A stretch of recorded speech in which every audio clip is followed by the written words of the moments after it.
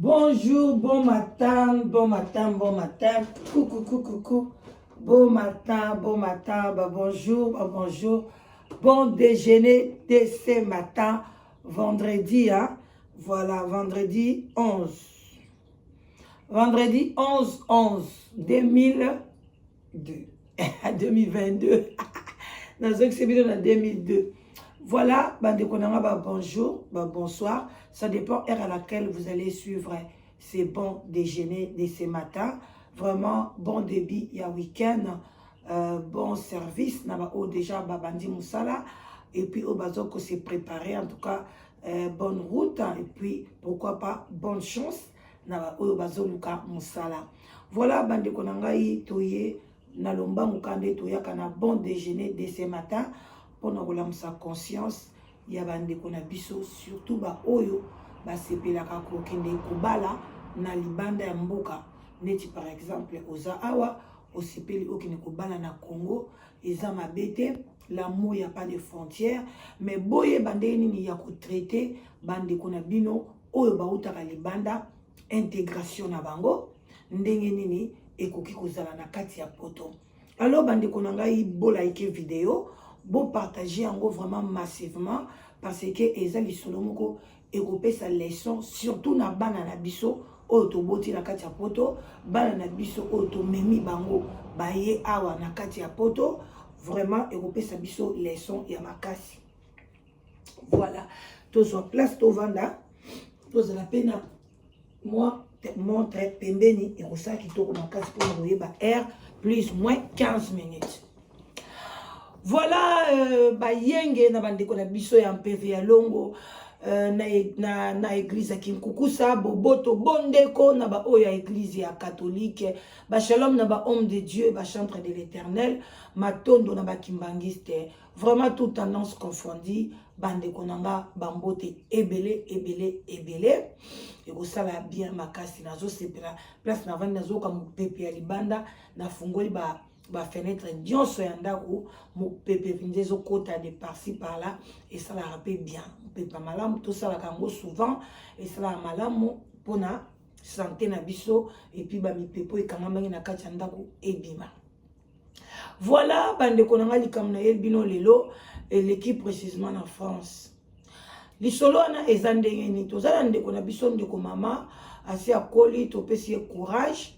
akoli vraiment azalaki kosala na ambassade ya Allemagne donc ça na ambassade ya Allemagne na Congo ou bien soit organisme moko ya Allemand na Congo Kinshasa asalaki wana mwa bambule belé azalaka pe marié mais maman ayaka kotombe na maladie moko na Kinshasa wana maladie moko ya makasi bande ko bela basali nanga basali nanga liema na clinique na biso universitaire vraiment maladie sengai ke pour maman ba évacuer aya na ba mboka poto pour na ba soigner alors service ya santé ya Allemand ba lobaki ba actuellement donc ça va bien donc ba pesa ki visa ba ya ko soigner na Allemagne maman ya ki na Allemagne ba soigner penza très bien comme santé comme malamu bala moko bande konaye bazara na France ba yebisi aloko sozi chance na yo ya koya na poto en tout cas biso to senga yo ozonga te en tout cas maman pe asalaki obandi koni basalaki tango abimi maladie komi bien abimi na Allemagne akei na France kuna ake kosala masolo na ye a déclarer bana na ye mais soka déclarer mobile na ye point d'interrogation parce que ti lelo mobile na yakate bilo mo pe boye bi mo eto juger côté wana exact parce que on ne sait jamais tant soit zaka deuxième femme ou bien mobile na ya zulaka déjà ba makangu sous les balles zaka soupeta bien te en tout cas bref mobile ya yate bana na eka mtu ba ya azui ma séjour ya bien je crois que suite ka ya maladie en France il fallait bando landela e ba pesi pe mukanda a déclaré bana na nyonso ba yaki na France ba vandi pe bien kande zalaka mona na e parmi bana na e ceux qui a liboso te tamsu ya mibale wana vraiment na zwaki précision te mwana wana sikoyo bakendeki pe Kinshasa ya bakoli na bango parce que bayaki pe bana mike vraiment te asala pe ba kiteka bango ba âge ndenge zalaka bana pe bandoko zonga moi kishasa moi mingi emso ki kotala papa okene kotala ba camarade batikaki tant ba koli bazo sala en tout cas bazana relation o ya bien na Congo et ko sala ke moko na bango avandi na poto aluki penza mobali na poto azuite mobali penza zaki ke sko garçon mo boy ba yebana na ye na Congo bazalaka penza mwasi na mobali ke bazalaka ba camarade kaka ba yebani en tout cas mbalala ka kiti na Congo asali tout ye moko mwana mwasi wana vraiment asepeleki na garçon wana basololi na ye talaka garçon pe en tout cas zaki mwana malamu bande ko bolimbisi mwa muke garçon zaki mwana malamu eye ko sala ke babalani mama na yalobi auza sir pendo ni mobala na Congo na sepeli na bala na Congo babalani pe bien na mobali wana sali ba démarche na France mobali aye batikali kobota bana misato tant mobali aye na poto en tout cas mwana mwasi wana akomi konyoko na mobali wana pena mama na ye moko ayebi likambo tozoloba en tout cas salaki nyonso ke abandi konyoko na mobali azaki karaba caractère mwa bato makasi moko kobenga na mobali na ndaku moko osala to asengaka divorce pesi mpona likambo eza te en tout cas mwana mobali wana malgré azwaki ba inane na ye nde pe zomata azaki garçon moko courageux azosala azomema mbongo azocontribuer alingaki mpena mwasi na ye na solo alingaki ete o mpona boye non et puis bande oloba nga so nabali mwasi en tout cas je vais faire tout to divorcer na mwasi na nga te mais la fille oyo awuti na famille divorcée ye divorce et apprenaki eloko te parce que bato mosusu en tout cas bazalaka bongo awuti na famille divorcée abi en tout cas oyo biso tosibi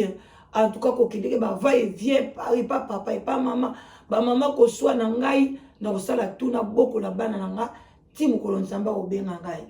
alors ndeko na biso mpena mobali azalaki yango mwasi abengani aokende kutu kolala epai ya mama bokilo mwana bengi mama bokilo aye basololi mwana yebisi mwasi na mwana na mponi yo ozalaka makambo makasi boye donc kutu mama bokilo akomaki mama ya mobali ke mama ya mwana na ye moko akomi donc azokomprendre mwana na ye te mponi bacaractère ya boye moninga alingi yo mobali baza na ye bien asalaka siko problème na yo eza nini koswanako ere moko banda kotinda mobali konyokola ye ka parce que nini apesi ye mukanda mais ye moko monana azobosana ke ye mpe bapesaki ye mukanda epa mama na ye yo mpe mukanda obotamaki na poto te ozwi mukanda mpe na nzela moto eza toboyi te eza mama na yo ntango yo moko odeside mama na ye alobi yo moko odeside yo moko inde tina Congo okei kobala mwana bato mpona nini ozosala makambo omwa lobilobi bazongani kaka na modèle wana konyokola kokende moko mobali azwi décision mwa bakamarani bayebisiana mabi nono abi nazotalaka bana na nga nalingi babokoma na papa mosusu te ndenge biso tobokwamaki babokwama séparé te en tout cas nazosepela nango te alors nalingi vraiment nabokola bana na ngai bandeko eloko ni eye kokoma kolala kolamuka ndeko mwasi wana oyo bandeko nyokola mobali aye kozwa maladi moko makasi oyo ezopermettre ye kutu koloba mbala moko ekomi moke kolia moyen te ba AVC o ba nini o donc akomi mpe maladi na mosala mpe akosala lisu te badeklare ye kutu donc soki bapesi ye pension oyo bapesaka vent donc mobali wana soki akomi kosala nyonso na kati ya ndako kolamba kosokola ndako kokipe bana kosala boye ye mpe nde abeli bato bakomoloba mondi nde mokili ezalaka akomi tiko donc kobondelaka mobali donc akomi no mawa soki ata mobali aza mosika fo abenga oza wapi donc abeli ya kobela bandeko na nga tozotala mpe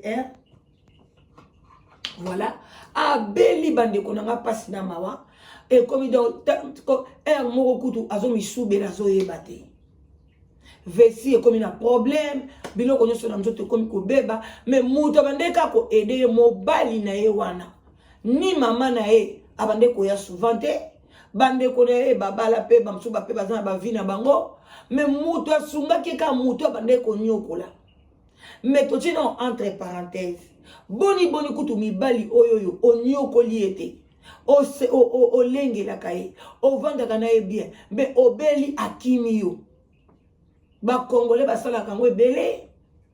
akimi yo soit akomi ko voyager muke mukake Kinshasa muke mukakokesa kuna 2 mois 3 mois donc akomi ka sali awala ye na poto a travailler kansima mbongo mobo akimi na ye mais tala mutu oyo nyokolaki bandeko yangwana suki mutu asali yo eloko te asali yo eloko te bovanda na kimia parce que ebele kutu bazo lengela mibali mais mibali ba onyokola bango bosa bango boy mais yo zui chance ok audio koli mobile azo avandi na ye na yo bien azo nyokola yo te azo respecter yo atali kota uti famille a pasi maman na ye divorcé siko amoni ke tala moi sur azaki na poto abule ngai abule bana mibali bazaki ebele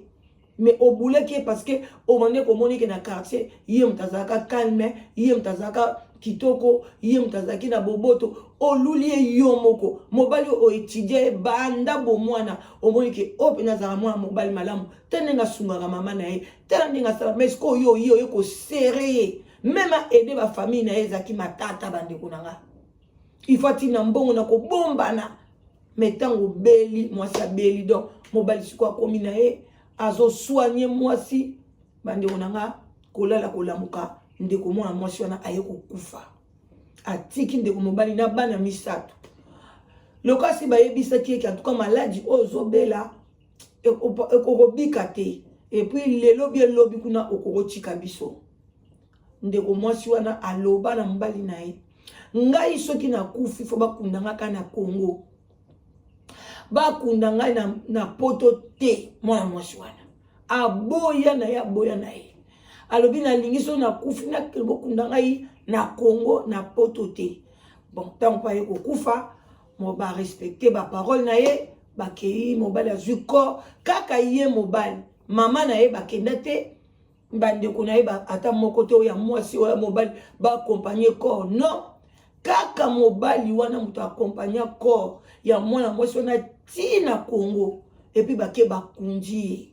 ezaki année passée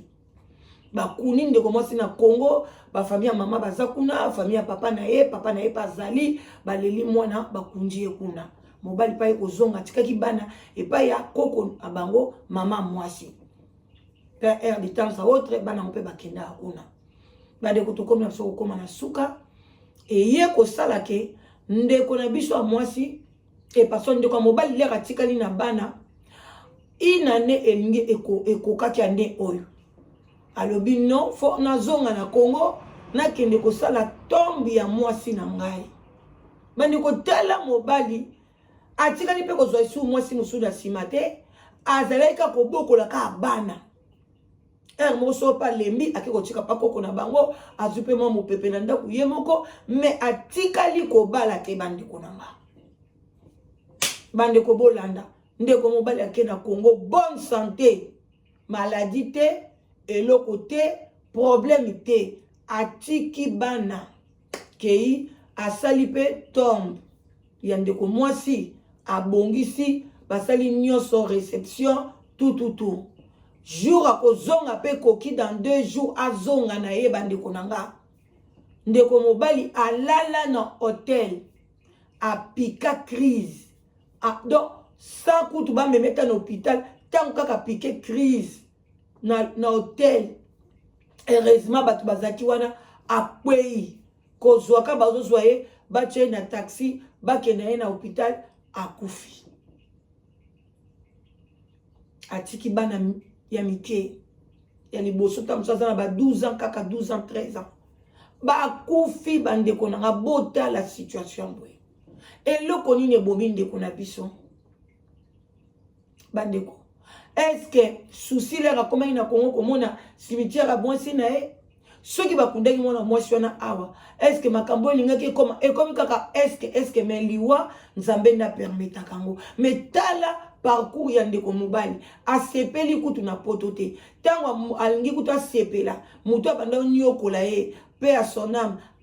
asili kotika biso me ndeko wana azwa tala mosusu mwasi mosusu ayoka mpe ke libala ezalaka mpe bien ezalaka mpe na elengi nango ezalaka mpe na parce que atikala kosepela na libala te ntango mwasi akomi na kimia mwasi akomi maladi akoki kutu kosimba ye te akoki kosala na ye eloko moko te mwasi akomaki deja maladi makasi alors bandeko na nga eye kosalaki ndeko na biso akufi ndenge akufi kuna bana na ye bakomona ye te parce que corps ekozongaka te bakeka kokunda ye pembeni ya mwasi na ye yango likambo na eleki bino lelo botire leson nango tosalanaka mabe na mokili te parce que eza malamu te oyebi lobi na yo te lolendo oyo ozosala nga na bwakama ngai mwasi kitoko nga na koka ngai boye ndeko mwasi mpe abwakama ndeko mwasi mpe azalaki mwasi kitoko ndeko mwasi mpe azalaki mwasi atangi na poto mais l'air malade eyaki elobaki te ke yo bwakama yo nde oza boye yo nde oza final non maladi soki elobi eya ekoya lelo ndeko mwasi akoma bakusu balia ye lelo mobile na ye akei yango bandeko na nga totambola malamu na se ya mabele toyebi lobi na biso te mais totika nyonso na maboko ya nzambe abatela biso abomba biso kolakela baninga mabe eza malamu te konyokola baninga eza malamu te même moninga asali yo mabe bénir ye bénissez vos ennemis tika makala moto eza likolo na bango tika nzambe ye moko ayeba kojuge bango yo bénir ye loba tika nzambe apambola yo na oyo nyonso ozoloba mpo na nga tika nzambe apambola yo na oyo nyonso toyeba mpe toza mpe na mitema mpe ya kolimbisa baninga toza baparfait te tozaka bato ya mokili tokosala bafaute tokokotambola mpe ta mosusu na ndenge ya mabe mais soki yo olakisi nga nzela malamu nga nasali yo mabe me yo ozongiseli nga bolamu ekozala mpe leso mpo na nga mpo na natika mabe mais lokola tozalaka kaka œil pour œil dent pour dent yango ozomonake mabe ezoya kaka de plus en plus mais nga nasali yo mabe olakisi nga bolamu en tout cas ekoteya nga mbala nsima na kotambola na boboto bondeko bonne journée na bino wana mama leki na bino la danoise vraiment olingi ko rejoindre biso toza pe na live together on ayebisaka bino pona koluka ba mabala bandeko ekufa te esalaka ezali donc bato kutu baza kala te bazobala na awa mariage penza ya makasi oto kosepela soki ndeko na biso a respecter maloba na ye ke totiango na site na biso ekozala kitoko makasi alors ozoluka mwasi ozoluka mobali ozali diaspora na kati ya poto olobi te kana okobala nanga na Congo te ba charge biloko ebele trouver la danoise no lukelo mobali bien mwasi ya malamu okozala na ye elogo olingi ko rejoindre nga yo mutu otalinga mbala liboso s'abonner na site na biso s'abonner pe partager sunga ngai pote to sunga pe baninga mususu alors obengi nga na 0044 74 59 62 52 17 ozwi ngai voilà tokosolola kitoko à bon attendeur salut des gros bisous bye bye bye bye bye bye bon déjeuner tena ngai ya détox bandeko biso ka détox nte sunga biso oh eza détox eza bien pour la santé ko diminuer ba graisse ko diminuer ba cholestérol mwa te kitoko bye